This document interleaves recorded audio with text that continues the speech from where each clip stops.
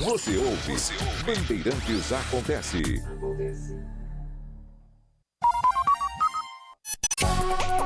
Saber, entender, compreender, conhecer, descobrir. Ouvir. Bandeirantes Acontece.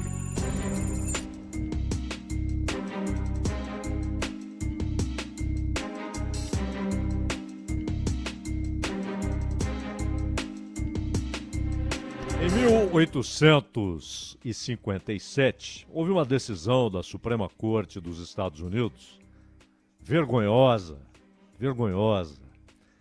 que determinava o seguinte: os negros, aqueles que vieram da África, e seus filhos, nascidos aqui ou não, eles não têm direito à cidadania dos Estados Unidos. Eles não são e não serão cidadãos dos Estados Unidos.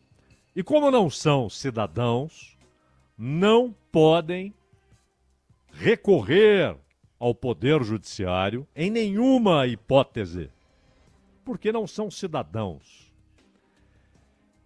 E ainda com a decisão adicional de que tomar um escravo de seu proprietário só poderia ocorrer com uma decisão judicial. E aí, claro, seria uma ação de brancos contra brancos, porque os negros não poderiam sequer conversar com o juiz, levar a sua reclamação, clamar por justiça, porque não eram e não seriam cidadãos.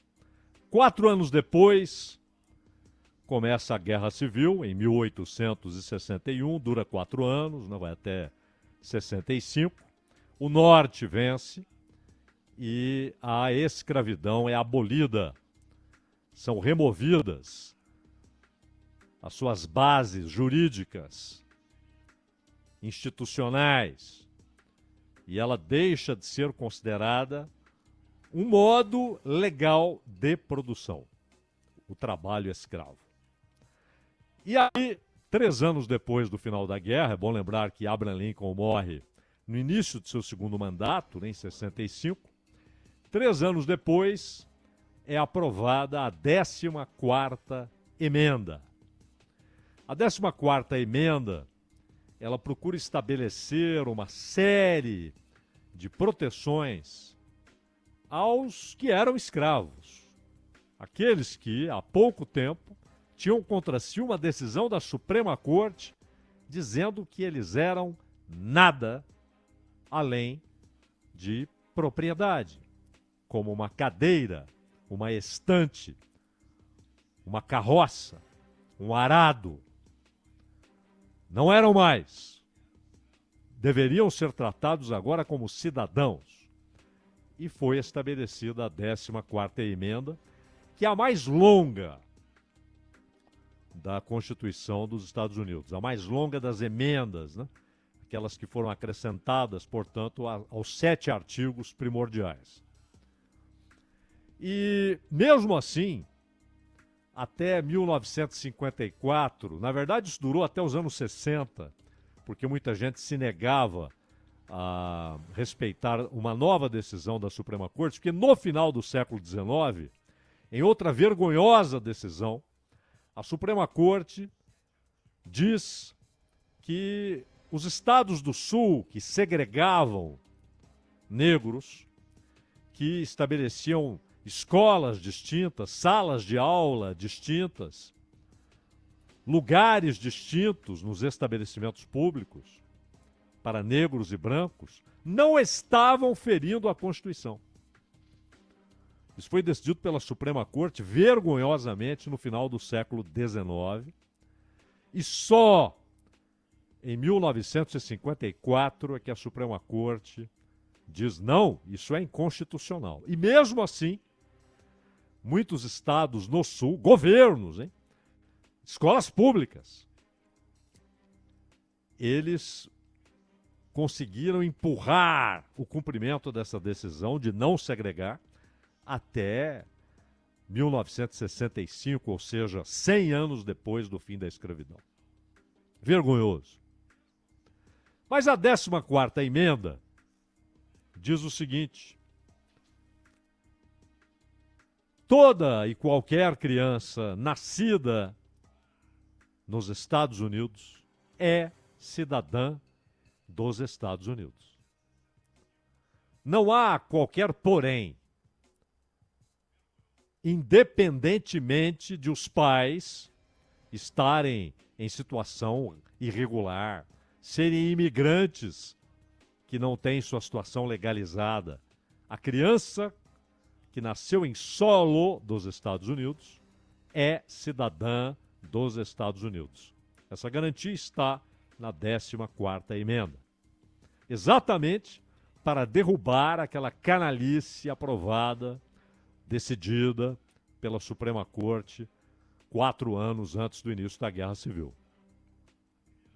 Ora, o que Donald Trump está propondo, é claro, à sua maneira, Trump, ele anuncia como algo que é incontroverso e que já está decidido e que será feito. Ele sabe que não é assim. Mas é importante que ele anuncie para que os seus apoiadores, a grande parte da sociedade que apoia suas posições, inclusive nesse assunto, veja qualquer resistência no Congresso a mudar a 14ª emenda como uma resistência a uma decisão tomada,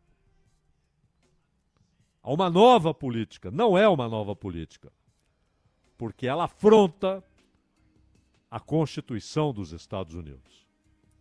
Ele sabe disso, mas ele não diz vamos propor, vamos discutir, vamos levar ao Congresso, nada disso.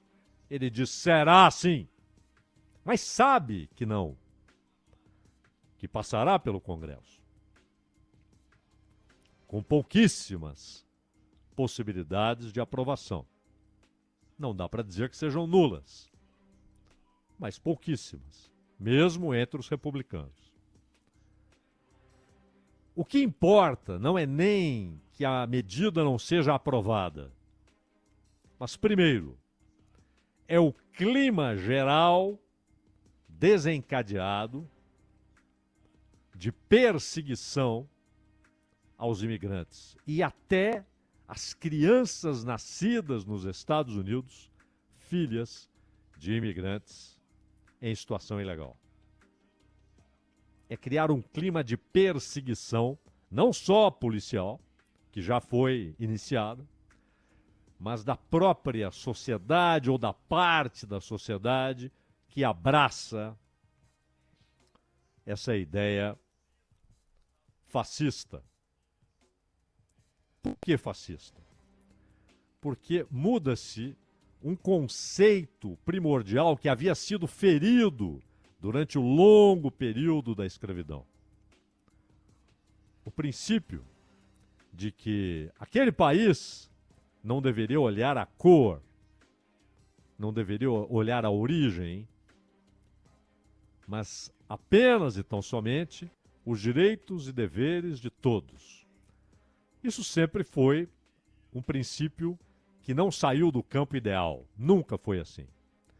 Inclusive, várias leis contrariaram esse princípio, por séculos. A própria lei que fundamentava a autorização jurídica para a escravidão. Mas a 14ª emenda restabelece a ideia que agora é atacada por Trump. Ele está olhando para a origem. É algo que existe na Constituição alemã, na italiana, e claramente a ideia de direito por sangue. Na Itália é um caso. Balotelli nasceu na Itália. Jogador foi adotado pelas condições precárias de seus pais, foi adotado por uma família de italianos, daí o sobrenome Balotelli, mas ele nasceu lá. Só depois dos 18 anos é que ele recebeu um documento dizendo: você é italiano. Isso é cruel, porque ele nasceu lá.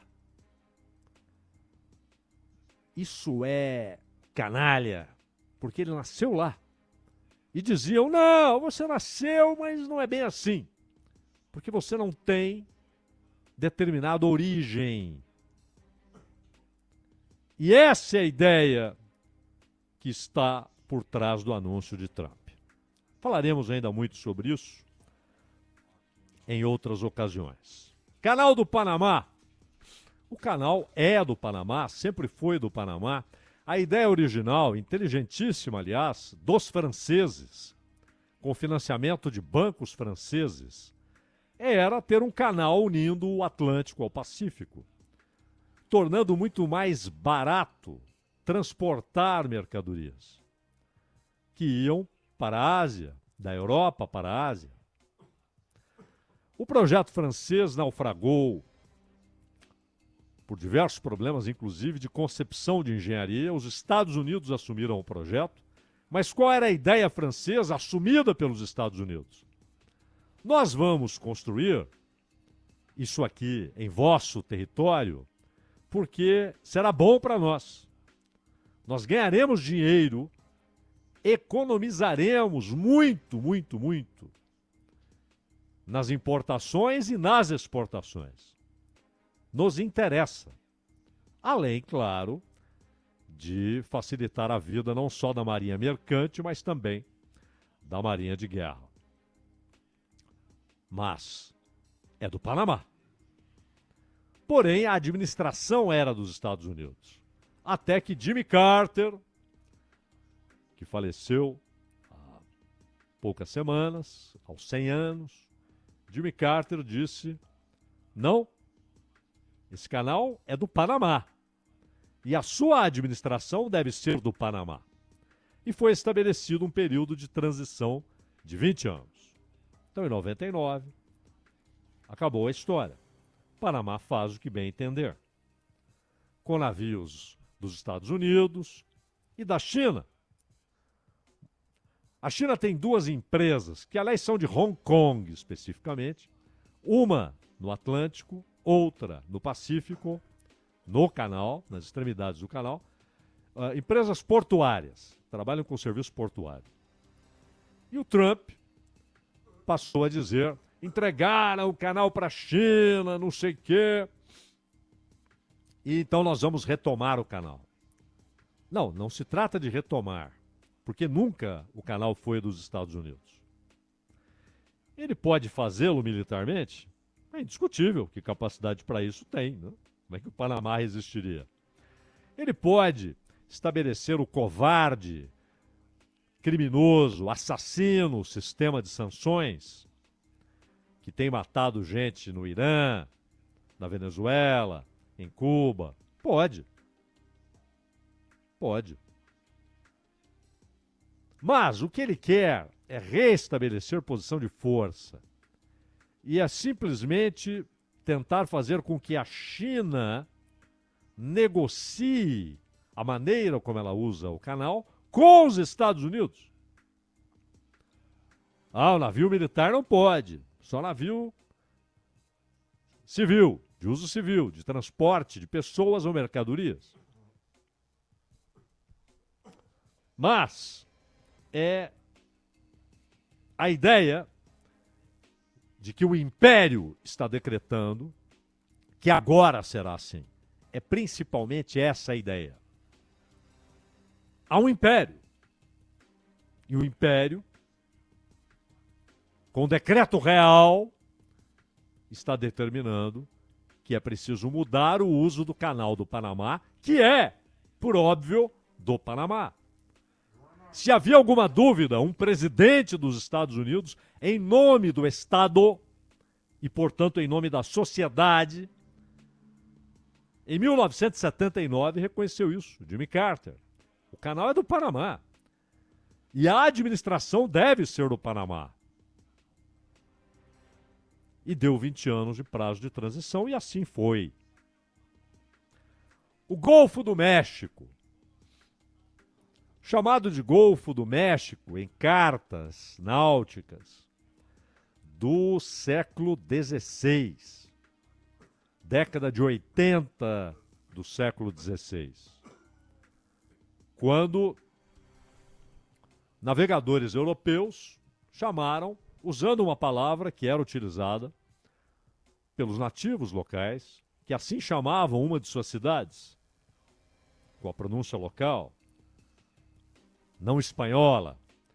E depois houve cartas que apareceram com o nome de Golfo da Nova Espanha. Não pegou.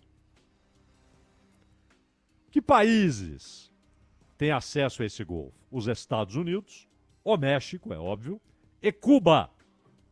Os três. Faz diferença mudar o nome para Golfo da América?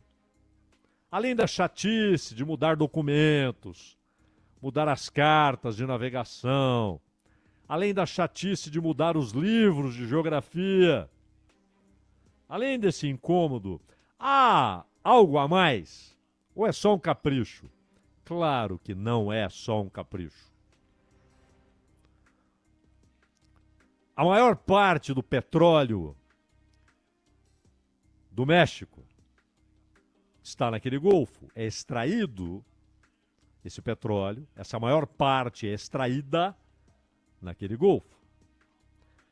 E cerca de 15% do petróleo produzidos, dos barris de petróleo produzidos nos Estados Unidos, cerca de 15% do petróleo produzido nos Estados Unidos sai do Golfo do México. 15% do petróleo produzido. É muito. E para o México, muito mais. Trump não quer mudar o nome apenas. Trump quer produzir redefinição de limites marítimos. O limite cubano, o limite mexicano e o limite dos Estados Unidos. Ele quer avançar os limites dos Estados Unidos por causa do petróleo. E ele já disse, o verbo a ser conjugado pelo seu governo, o verbo que ele conjugará é furar, extrair, perfurar. Perfurar, perfurar, perfurar. E também no Golfo do México. Ele não está infantilmente batendo o pezinho dizendo queremos que seja Golfo da América. Isso é reivindicação de empresas dos Estados Unidos. E o que Trump faz? O império deve agir como império. Nós não vamos discutir com Cuba e com o México. Nós vamos mudar o nome. Mas ele quer mudar limites das águas desses países. Quer avançar o limite dos Estados Unidos por petróleo. Groenlândia, terras novas. Os minerais chamados terras novas, essenciais para a indústria moderna. E não há a menor dúvida, a China sabe disso, a Rússia sabe disso, a Dinamarca sabe disso e os Estados Unidos sabem disso. Há muito desses minérios, dessas riquezas minerais na Groenlândia. 60 mil pessoas naquela imensidão, muito maior do que o país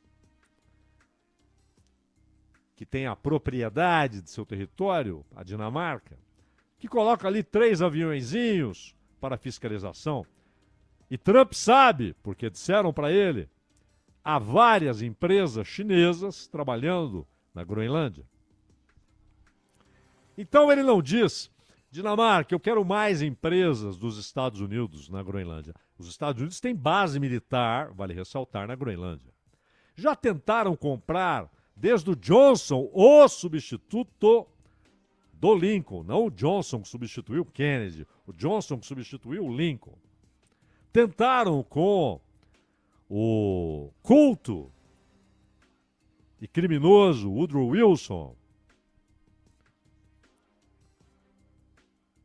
Tentaram, depois da Segunda Guerra Mundial, ofereceram na época 100 bilhões de dólares, que valia muito mais do que valem hoje. Valiam muito mais do que valem hoje.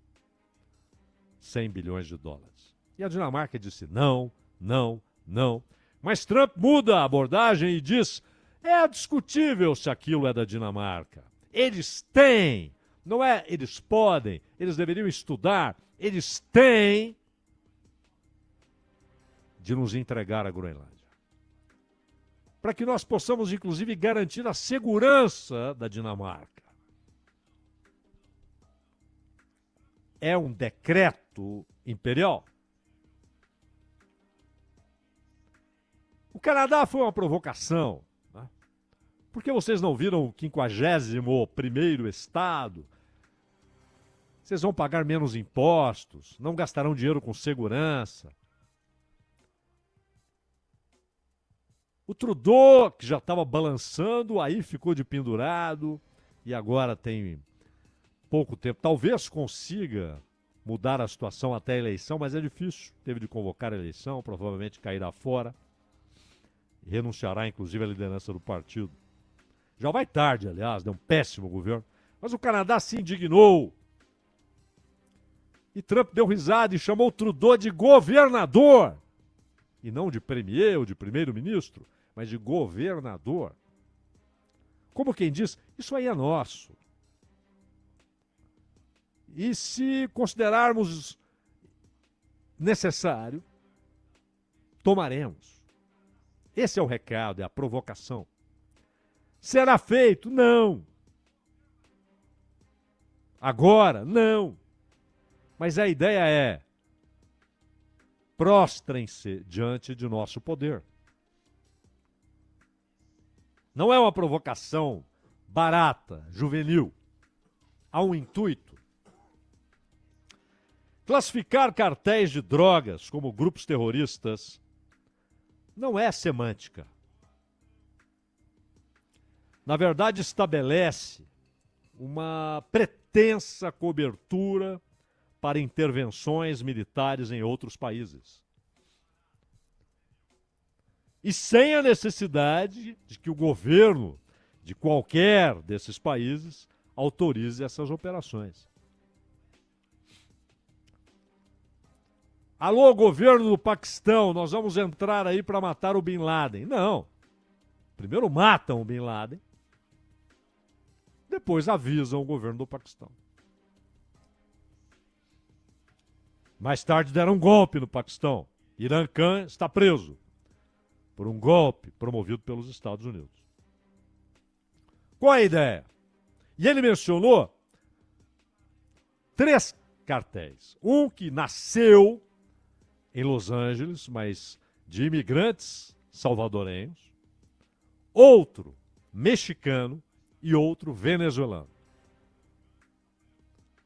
Ele não disse que é preciso combater esses cartéis, é preciso combater o tráfico de drogas, armas e pessoas. Ele diz: são grupos terroristas. Faz diferença? Muita gente bate palma, é isso mesmo, tem de chamar de terrorista. Não é esse o ponto. É que ao chamar de terrorista, ele insere esses grupos na previsão da legislação dos Estados Unidos para que sejam atacados sem autorização do país em que se encontram. Por isso, Sheinbaum não queria, a presidente do México. Não é que ela considere que esses grupos são dignos de proteção, não é isso. Esse é o maior problema que ela tem. É o maior problema do governo mexicano. Mas ela sabe que a mudança de classificação abre a possibilidade de uma intervenção militar, de uma ação militar, ainda que de comandos, né? Não é as Forças Armadas, não é isso. Não é uma ação das Forças Armadas, não são tropas do Exército, ou da Marinha, mas grupos, comandos de elite, como fizeram no Paquistão, que podem entrar, atacar, mas isso pode sim produzir uma situação de intervenção militar maior do que a ação de comandos. E é essa a ideia. Não por acaso ele citou o México, roubado pelos Estados Unidos. Roubado? Dizem que ninguém consegue roubar terras. Os Estados Unidos roubaram terras. Texas, a Califórnia.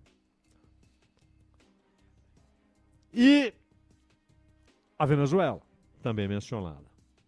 Não é por acaso. Guerra entre OTAN e Rússia em território ucraniano. Ele agora diz que quer conversar com o Putin. Ontem falou, ou o Putin acaba com essa guerra ridícula, ou haverá sanções. Essa guerra foi engendrada, elaborada, concebida pelos Estados Unidos. O Trump não sabe disso. Ele não sabe que houve um golpe de Estado em 2014, exatamente para produzir ataques à população ucraniana no leste, e que isso fatalmente levaria a uma reação russa, porque aquela população é de origem russa, além de alguns que nasceram na Rússia, a população do leste da Ucrânia, do Donbass e da Crimeia. Imediatamente a Rússia retomou a Crimeia, que ela deu à Ucrânia no governo Khrushchev, quando eram todos membros da União Soviética. Trump não sabe disso. Ele não sabe que os Estados Unidos estão armando grupos nazistas que durante anos atacaram livremente, até fevereiro de 22, atacaram livremente os ucranianos em Lugansk, em Donetsk.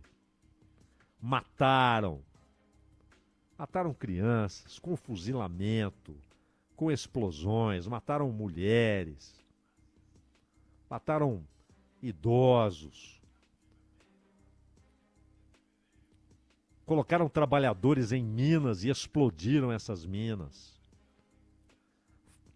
Metralhavam edifícios civis, residenciais. Estavam atacando tropas. E os Estados Unidos seguem armando o governo golpista, porque foi um golpe de Estado em 14, de Zelensky, que veio depois, veio em 19, e aliás, o mandato dele já acabou e ele continua lá. Mas a ideia é cercar a Rússia. É a OTAN às portas da Rússia. Essa é a ideia. Trump não sabe. Ele acha que é uma guerra ridícula. É isso. É só isso que ele tem a dizer. Chamar o massacre dos ucranianos no Donbass de coisa ridícula? É esse o comentário do imperador? Falaremos em outro momento sobre Brasil, América Latina, Israel, outros temas mencionados por Trump. Há um livro escrito pelo Marx. Em português há 2 títulos que são encontrados: o 18 Brumário, porque é uma tradução direta, né, do título original em alemão, e o 18 de Brumário, que é, digamos, mais lógico, né, no uso do português, já que falamos 15 de março, 18 de junho, 23 de janeiro, então é 18 de Brumário. O 18 de Brumário de Luiz Bonaparte é o momento em que o capital financeiro e o Estado se unem contra o capital contra a livre concorrência, contra o capital produtivo, contra a grande parcela dos agricultores. Mas há um momento em que Marx diz o seguinte: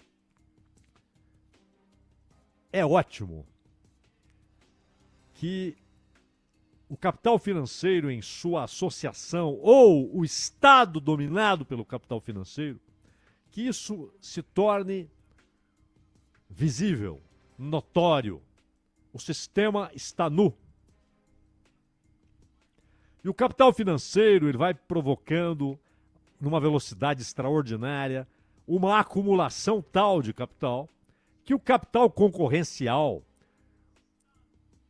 o capitalista, indivíduo, isolado, lutando na selva, tendo de apresentar bons produtos, preços bons, produtividade, qualidade para sobreviver na luta pelo mercado, para ter a sua fatia no mercado, ele vai sendo engolido pelos monopólios. Os monopólios se tornaram inevitáveis.